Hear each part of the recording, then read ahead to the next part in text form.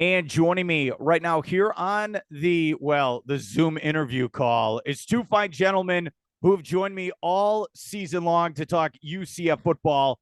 We got a big one on Saturday in New Orleans, the AAC Championship game, UCF and Tulane. Let's bring on these guys, Trylko with Sons of UCF and Eric Lopez with Black and Gold Banneret. I'll start with Trace. How you doing today, buddy? I am doing well. I'm glad we can continue to talk. UCF has found its way into the American Athletic Conference Championship game, but they did try to, give that away on Saturday in Tampa. They tried to make sure we didn't have anything to talk about this week. Eric, how you doing, buddy? I'm doing all right. I'm just glad Trace was able to make it back from Tampa because for a brief moment in that fourth quarter, I didn't think anybody would be back from Tampa. Let's just clarify this. So last week, I was like, hey, South Florida is going to be playing some football. They're going to throw the kitchen sink. You two were like, no way. That's not going to happen. No way. It almost happened. Trace, you were there. What happened in that second half in this football? Yeah, Trace, what happened? What happened? Well, Eric and I were right for about a half. Okay, in fairness. Turnovers, inability to tackle, and certainly while Mikey Keene had the spectacular throw first to Javon Baker and then Alec Collar in the game-winning touchdown, also the game plan changed in that you didn't have John Rice Plumlee, who came up limping with a hamstring pull. So those were factors in the game. They couldn't tackle, kept turning the ball over. You're going to equalize the field against anybody if you keep turning the ball over, and not having John Rice Plumlee, who was off to a spectacular start in the first half against South Florida. Those were the key factors. Eric, I want you to know, I told us your colleague, Kyle Nash, I loved your guys' post-game show. I was at my parents' house. I had to sleep on the couch. I was watching it on my phone. Fantastic. You two were yelling. It was your best post-game show of the year. I want you to know that. Rightfully so, we were yelling. I mean, that was a wild game. That was a fun night shift show on our YouTube channel. We'll do it again after the Tulane game. Hopefully, well, we'll be yelling one way or the other. But look, I mean, Trace nailed it. And in a lot of ways, it kind of describes this UCF football season in a lot of ways. At times they look incredible. At times they look like a team that doesn't know what they're doing. And they imploded. They imploded in that second half in a meltdown. And they were fortunate that they played a one-win team. If they played anybody else like that, they would have lost. That would have been the worst loss in the history of the program. And luckily they got away with it, but they're not going to be able to get away with that if they play like that this Saturday in New Orleans against Tulane. It's funny. A couple weeks ago, we come on. All right, all they got to do, win their last two games. It's the conference championship, and it feels like we've had 10 heart attacks in 8 quarters of football. That's what it feels like. Trace, what was Gus Malzahn like post-game and even this week with media availability going into this conference game? Well, I can understand this. Coach Malzahn said immediately after the game in Tampa, he was exhausted. And I thought, yeah, what about the rest of us, buddy? We just had to experience that as well. I think, as Eric said, he felt lucky to get out of that. Boy, the degrees of difference here, right? From winning Navy, South Florida, you're hosting this conference championship game on Saturday instead of going back to New Orleans. Possibly facing the worst loss, as Eric has said, in program history, and now you're 9-3 and you're in the championship game. I think a sense of relief, and again, a credit to Mikey Keene coming off the bench in a relief role for John Rice Plumlee.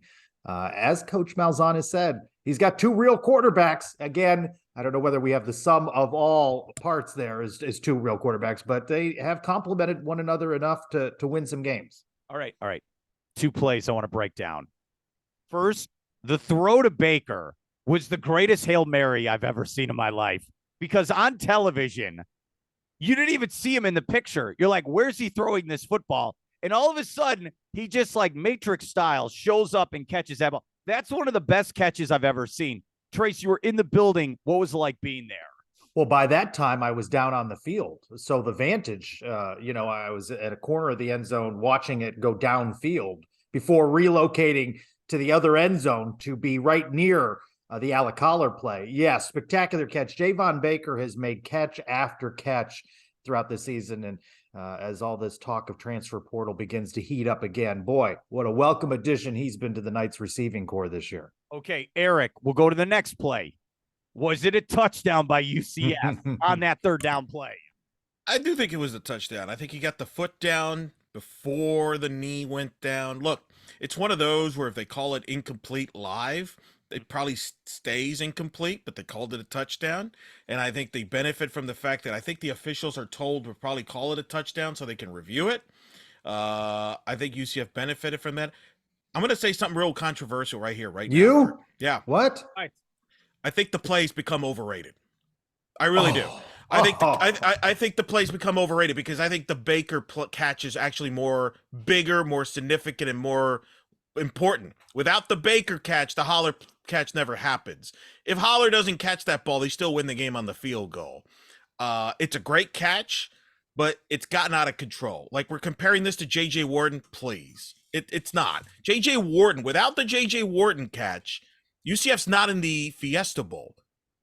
You know, we don't know what happens with this game yet. If they lose to Tulane, does this catch really matter? Not in the big picture, in my opinion. So I think we've gotten out of control with this catch. It was a good catch, a great play. Personally, I think the Baker play is the bigger, more significant play and the more impressive catch. Trace, your thoughts? Oh, this is absurd. Okay. It's a one-handed catch. It is one of the greatest iconic moments in UCF history. Iconic. To defeat their rival in what may be the final game. What rival? What rival? It's a rivalry. Cincinnati. We didn't play Cincinnati. It's a rivalry. And in spectacular fashion, considering the near implosion in the second half, to come back and win that. I like Colton Boomer, but he's a true freshman on a road, in a road environment. You can't take for a given. You see college kickers every weekend miss chip shot field goals. He's been great, but you can't make that a given. And the Alec Holler catch comes just a couple of weeks after his extra effort to get a first down in that game against Tulane. He's a former walk-on who earned a scholarship. He, like Mikey Keene and some others, never have to buy a beer in Central Florida or buy night stands anywhere. You're putting that over in the Wharton category? You're putting that in Hale Perriman category? I'm saying it is an iconic catch in UCF's history. I haven't gotten to a point of ranking them, but certainly I'm not dismissive for the sake of hot takes. I'm not dismissive. I just think it's gotten a little carried away, and I think the Baker catch deserves more credit. All right. What about the idea of going for it on third down? I was shocked. Yeah, that was the other thing. I think it was a terrible call. What are you doing throwing the ball there? Like, run the ball. Like, that was very fortunate. It worked out. It was very fortunate that a disaster didn't happen. Mark, a similar situation. Florida State did the same thing at Raleigh against NC State, turned into an interception. Can you imagine if that play turns into a turnover? We'd be talking about an iconic play, all right, in a negative connotation. So, right. it would have been interesting. You're right. I was very fortunate. Can we all agree Mikey Keene comes up big in big spots, right? For the last 2 years. Like, he's had an unusual year or so. He's had an unusual UCF career, right? True freshman, replaces Dylan Gabriel, performs admirably. I mean, he doesn't have the complete package as a quarterback, but leads them to the Gasparilla Bowl, gets that win, which in Eric's world, he's going to dismiss that win as just nothing but a Gasparilla Bowl and a poor Gators team based on. All right, you're confusing me with your co-host UCF Mike or somebody like that. He gets that win. He looks to be the guy. Then they bring John Rice Plumlee in from the transfer portal. Still could be the guy. Doesn't get the starting job. Comes off the bench in relief. Spectacular performance against Cincinnati, gets the road win. Memphis comes back in Tampa in that same stadium and pulls off that. He's had a very interesting tenure with the Knights, perhaps not a Knight for much longer with the transfer portal. Maybe he goes elsewhere, but he's certainly held in high regard by UCF fans. Well, Eric, you and Kyle were talking about this post game when I was watching, where he did the 4 games now. Yep. So if he plays in this championship game, does he lose the red shirt? He does. He does lose the red shirt. And that's one of the interesting storylines of this Saturday is, does he play? Now, Gus Malzahn told, the American Athletic Conference's Morgan Uber that JRP is good to go for Saturday. He doesn't tell the local media that. He waits to, I guess, other media fly down to tell the exclusives there. But I do wonder if Mikey Keene is available in relief. I think he has to. It's the championship game.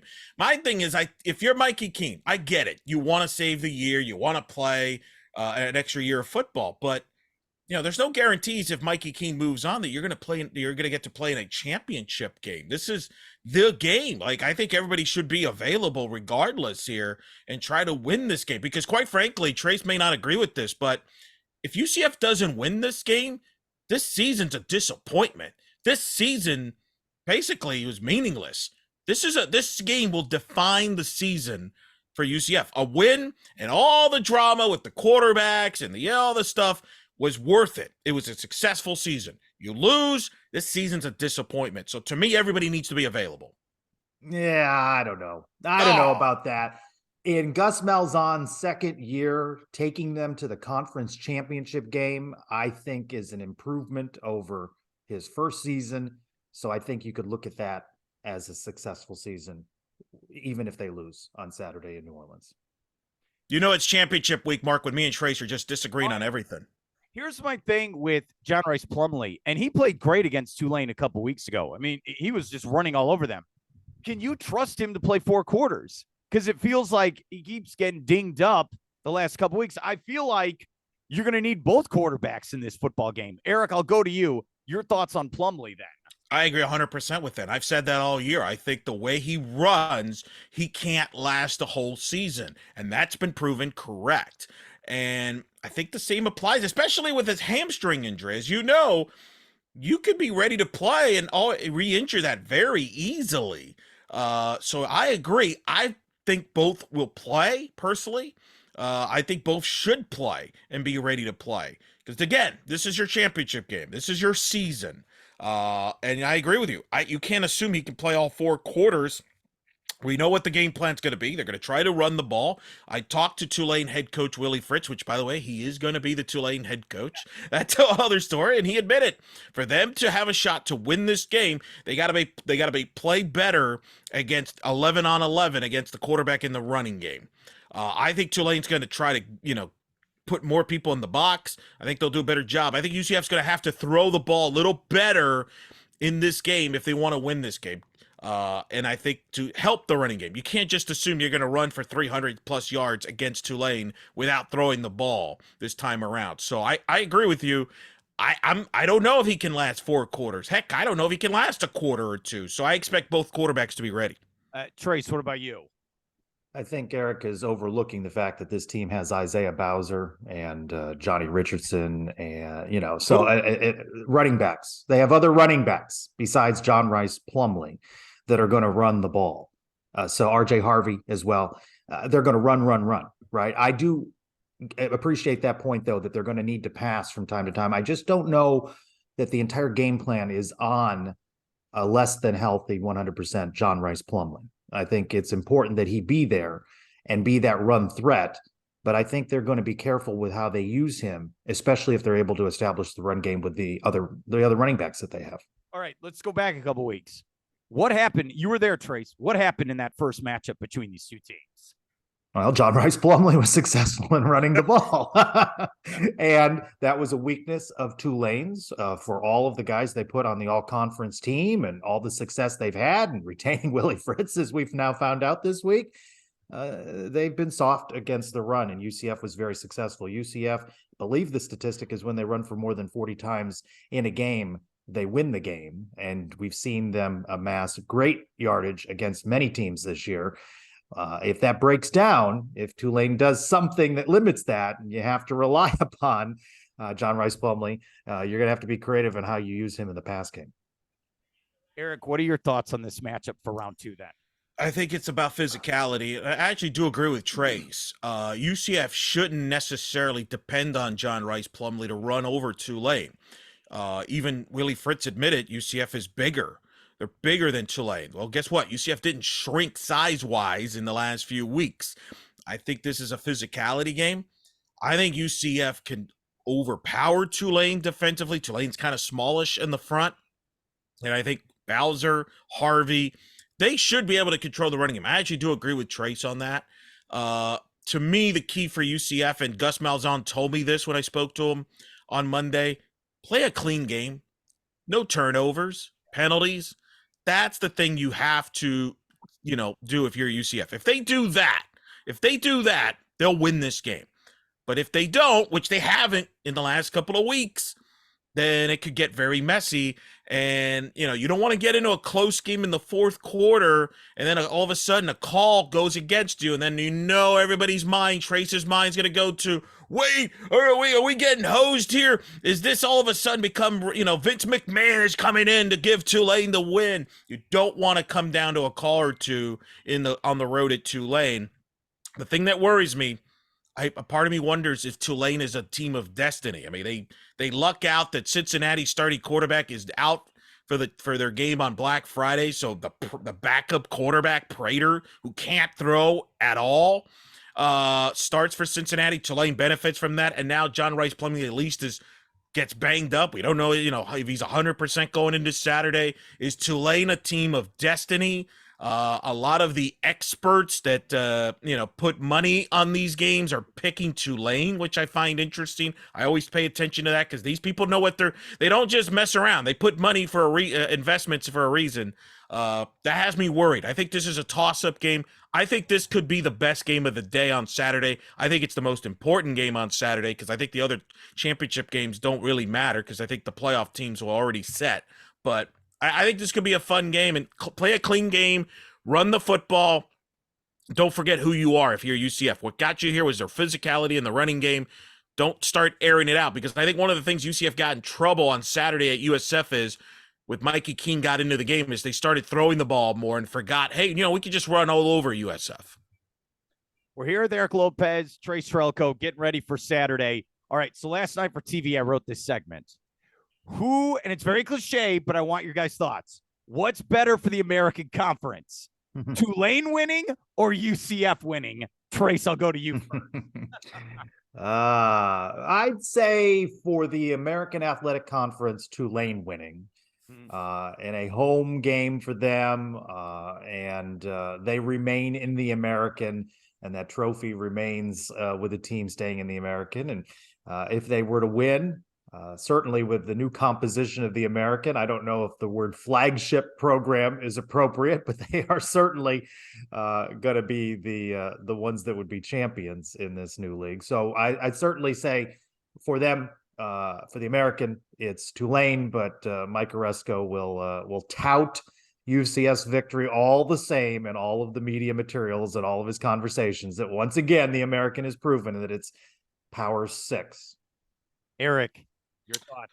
I mean, Trace is right. I think Mike Oresco will be happy, though, because he's going to be collecting a check no matter what to the Cotton Bowl, whoever wins this game. And the American has separated themselves from the rest of the group of five. Like, it's like there wasn't even a conversation or a debate this year about who gets to the Cotton Bowl. You realize UCF can get to the Cotton Bowl with 3 losses. I would have never believed that to be the case before the year. Coastal Carolina has what 2 losses? Like, other teams have better records, UTSA, yet nobody cares. So I think the American's in a great spot. But I do agree with Trace. I think Tulane winning would help the league because it establishes another program in the American that's staying as a program that, hey, this is a team that could get to New Year's Six. It gives them that credibility, just like a few years ago when UCF went undefeated. Now UCF's getting the benefit of the doubt years later. Tulane might get benefit of the doubt years later. And so I think they would prefer Tulane. But listen, Mike Oresco is going to be happy. One happy guy, no matter what happens Saturday, because he's going to be at the Cotton Bowl on January 2nd with a nice big paycheck. And with the playoff expanding now in a couple of years, the American, I think, will be in the playoff quite frequently, regardless of who represents the American. I'm very proud of the American Conference. Me too. I think about, all right, so 2018 conference championship game, UCF comes back from Memphis. Remember, you're on the field, Oresco's there, and he's yelling, we deserve to be in the playoff, Power 6. The UCF doesn't get it, Milton gets injured. Then what you had, Cincinnati makes the playoff last year. It's a big moment for the conference. This year, a lot of eyeballs are going to be on this game. Like you said, going to the Cotton Bowl. I think it's great for the conference. You bring up a great point. They will be in the playoff. moving forward in theory. I think it's great. What about you, Trace? And what's actually interesting is that in the future, the Americans representative might have a better shot at making that 12-team playoff than UCF in the newly configured Big 12 as it makes its transition. Certainly win-win there for Mike Oresco and Tulane. I do think it's interesting who shakes out in the new composition of the American to be that standard bearer as it's gone. You know, Memphis, UCF, Cincinnati have all been in that mix in recent years. So it'll be interesting to see if it's the UT San Antonios or the Florida Atlantics that step up, or depending on the hire over in Tampa here in the next couple of days, perhaps they emerge and can make a name for themselves. But certainly Mike Oresco benefits a big payday coming to the AAC. You know what it reminds me of, and I'll get your guys' picks. So when I covered the Missouri Valley Conference for college basketball like a decade ago, so Creighton, the team I covered, that was the darling, and it would win the conference and it'd go. Then you had Wichita State. So Creighton leaves to the Big East. Wichita State stays, but then they go to the American. Then Loyola Chicago then becomes that team. You're absolutely right, Trace, what might happen. Let's go to your picks. Eric, with you, who do you like on Saturday? Oh, man. Man, this is... You knew that question was coming, too. It doesn't make it any easier. I don't know. I mean, Trace, I don't know if Trace would agree with me on this. This is the most complicated UCF team to figure out. I don't know what we're getting from quarter to quarter. Like the Saturday South Florida game should have never been a game. They should have never lost to Navy. But yet, at their peak, they're pretty good. I think they're the best team in the American. Maybe because Tulane, you know, and I do think there's going to be a lot of UCF fans. Trace is going to be there in New Orleans. I think UCF wins this game. I think we're going to the Cotton Bowl, and there's a chance. I think we're going to play either Penn State or we might play Josh Heupel in Tennessee. Oh, boy. With a starting quarterback with a last name Milton. I can see it now. Trace in Arlington interviewing Danny White. Danny, what do you think about UCF scheduling philosophy now? That's what I want to see. That's what I want. That's what I want. He makes everything into a WrestleMania storyline. Isn't life a whole WrestleMania storyline? I mean, come on. Trace, what about you? A very inconsistent team. Which team shows up? There's a lot of ifs that have been a part of this conversation. If UCF doesn't commit penalties like the 11 or the 10 they did earlier on in the season, if UCF doesn't turn the ball over like they did at ECU, like they did in Tampa Saturday, if John Rice Plumlee is healthy, if they are able to run the ball, if they can tackle, if they can cover deep, it's a flawed team, but the talent is there. Now, you know, I remember saying something on a program some years back, which team wants it more? And I was told by a former player, it's which team executes the game plan better, which team does the work that needs to be done to win this game. UCF has the talent. I think we've left out, Eric has mentioned wisely, physicality, but also Tulane was awed a bit by the speed of Ryan O'Keefe, the speed of Johnny Richardson, the speed of Javon Baker. I mean, there's some talented guys here, but it's been an inconsistent season. I'm not ready to say that this is a lost season should they lose. I think that all the prognosticators that had Tulane winning have them winning because they are at home, which was, of course, UCF's fumble against Navy, not clinching that and hosting. I think if this game is in Orlando Saturday, I think all those same people are saying UCF wins, and I think that they'd be in a better position. Fan support will be important. This game's going up. Is it going up against anything else, Eric? Is there something else going on at that same time that may captivate Louisiana and New Orleans LSU game? I know it's going to captivate Mark Moses, the SEC title game there. So I know, Mark, you said all eyeballs. I don't know how many eyeballs are going to be on this, but the Knights are capable of winning this. I will take UCF. That's more of a homer pick than a certainty. I'm not going to be surprised at the outcome either way, nor will I necessarily be surprised at how one team wins or loses the game based upon the way they have played throughout the season. Don't worry, LSU will be down 21 points by the time the kickoff of this game. Well, Tulane might be as well. I think the defense has to step up. They've looked gassed the last couple weeks. Especially in these big games, I think they've got to make plays. But I think the offense, you got to sustain some drives here and get the defense off the field for a while. Give them a break and this control the clock. But the defense has been eroding over the last several weeks. That's been noticeable. Do they step up? I mean, I don't know that anybody, you have to have a perfect game. I don't even know that this has to be UCF's best game of the season, but they have to play a lot better than they have played the last couple of weeks, or they're not going to get out of there with a win. Give me 4 quarters of football. Just 4. Well, and we've talked so much about UCF's running game over Tulane. Well, Tulane's got a really good running back in Spears. Offensive player of the year in the American. Absolutely. He could control this game. I think this game look, man, we always spend so much time dissecting every situation in a football game. Who wins the trenches? Who wins the trenches? Tell me who's got the running game advantage. Tell me who wins the time of possession. Tell me who wins the turnovers, and I'll tell you who wins that game. And I think that's what's going to decide it this Saturday, and whether UCF season's a success or not. Because either they're going to be playing in the Cotton Bowl, or they're going to be playing Military Bowl, Independence, Fenway, Shreveport in December. You going, Trace? I don't know. No.